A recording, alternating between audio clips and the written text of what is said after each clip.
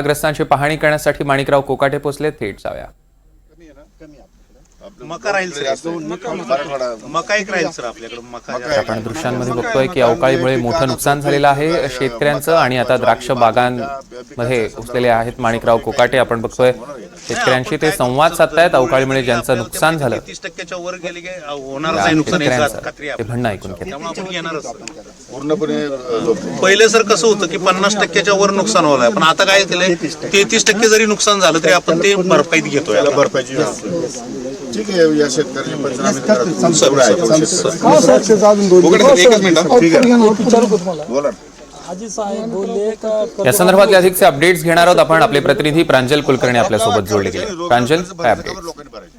सौरभ, आपण जर बघितलं तर आधी ढगाळ वातावरण हे बघायला मिळत होतं आणि त्यानंतर बुधवारी सायंकाळी असेल किंवा काल देखील अवकाळी पाऊस हा जोरदार बरसला. यासोबतच आता जिथे कृषी मंत्री माणिकराव कोकाटे हे दाखल झालेले आहेत त्या माडसांगवी गावामध्ये देखील गारपीट ही मोठ्या प्रमाणावरती झालेली होती. गारपीटीचा तडाखा हा बसलेला होता. यामध्ये द्राक्ष असतील, कांदा असतील, या पिकांचं मोठं नुकसान हे झाल्याचं बघायला मिळत होतं. आणि इथे आपण आता जर बघितलं तर कृषी मंत्री माणिकराव कोकाटे कृषी अधिकाऱ्यांना सोबत घेऊन इथे दाखल हे झालेले आहेत आणि कृषी अधिकाऱ्यांनी देखील त्यांनी सूचना दिलेल्या आहेत. निश्चितच प्रांजल, तुमच्याकडनं अधिकचे अपडेट्स घेणार आहोत. आधी कृषी मंत्री काय बोलतात? याचे पैसे पाहिजे, मग साखरपुडे करा, मग लग्न करा.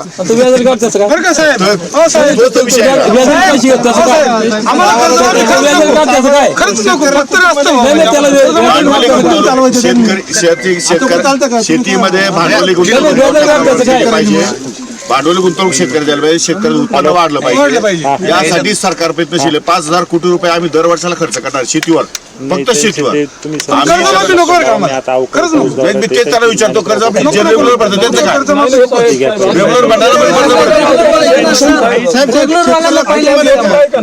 शेतकरी सांगायला निवडणुका लागल्या तुम्हीच आश्वासन देतात. तुम्हीच म्हणता वीज माफ करू, तुम्हीच म्हणता कर्ज भरायचं. मोठा इश्यू आहे म्हणून मोठा आहे. आपण एक पपईचा प्लॉट बघूया. चर्चा करू. पपईचा प्लॉट अंधार पडेल, अंधारात बघता येणार नाही.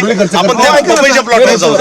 शेतकऱ्याला कुटुंब आहे, शिक्षण आहे, त्याला कुटुंब नाही का? शेतकऱ्याला कुटुंब नाही का? 80% अनुदान देतो. ते नाही म्हणत. एक वर्षी बागाला या वर्षी रेट होते, मागच्या वर्षी नाही. आपण काय करू, तिथं चर्चा करू.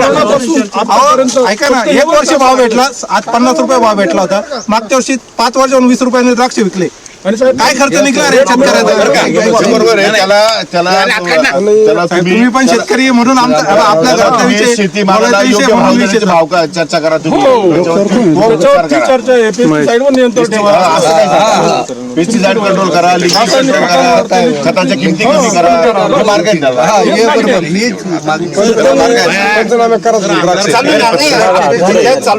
आपण पंचनामे करू. द्राक्षांना तुम्हाला शेतकऱ्यांना मदत होईल अशा प्रकारचे शासन निर्णय घेईल. शासन तुम्हाला वाऱ्यावर सोडणार नाही, एवढं लक्षात ठेवा. फक्त ज्या धोरणात्मक निर्णय आहे त्या धोरणात्मक बाबी सरकार घेणार आहे, त्या माझ्या हातात नाहीये. त्यामुळे त्या बाबीच्या संदर्भात चर्चा करण्यात काही अर्थ नाही आपल्याला.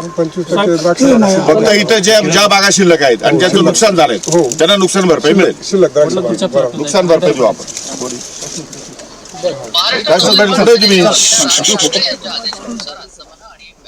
पुन्हा एकदा आपण जाणार आहोत. आपले प्रतिनिधी प्रांजल आपल्यासोबत जोडले गेले. प्रांजल. सौरभ, आपण बघितलं तर नाशिक जिल्ह्याला या अवकाळी पावसाचा मोठा फटका हा बसलेला होता. जवळपास 30 गावांमधील 1200 शेतकऱ्यांचं नुकसान झालं होतं. 1300 हेक्टरवरील पूर्ण जे शेती पिकं आहेत त्यांचं नुकसान झालेलं होतं. यामध्ये सर्वाधिक नुकसान कांद्याचं झालेलं आहे. त्या पाठोपाठ द्राक्ष, डाळिंब, भाजीपाला याला देखील मोठा फटका हा बसलेला आहे. आणि या सर्व पार्श्वभूमीवरती पाहणी करण्यासाठी कृषी मंत्री माणिकराव कोकाटे हे माडसांगवी गावामध्ये दाखल झालेले आहेत. याच माडसांगवी गावामध्ये गारपिटीचा मोठा तडाखा हा बसलेला होता. आपण जर बघितलं तर माडसांगवी गावामध्ये द्राक्ष पीक हे मोठ्या प्रमाणात घेतलं जातं आणि त्याच द्राक्षांची पाहणी करण्यासाठी कोकाटे इथे दाखल झालेले आहेत. आपण बघितलं तर कृषी अधिकारी देखील सोबत आहेत आणि त्यांना तात्काळ पंचनामे करा अशा देखील त्यांनी सूचना दिलेल्या आहेत. आपण बघितलं तर शेतकरी ही कुठेतरी आता मदतीची अपेक्षा करतायत. यासोबतच कर्जमाफीचा देखील विषय आहे तो निघाला होता आणि तेव्हा कृषी मंत्र्यांनी हा विषय जो आहे तो केंद्राशी संबंधित आहे असं देखील म्हटलेलं आहे. आपण बघितलं तर कोकाटे आता पुढे परत निघालेले आहेत. अजून काही ठिकाणी ते पाहणी देखील करणार आहेत. मात्र एकंदरीतच आता तात्काळ पंचनामे करून आम्हाला लवकरात लवकर मदत मिळवून द्या अशीच मागणी आता शेतकरी करतोय. निश्चितच प्रांजल, धन्यवाद आपण दिलेल्या सविस्तर अपडेटसाठी.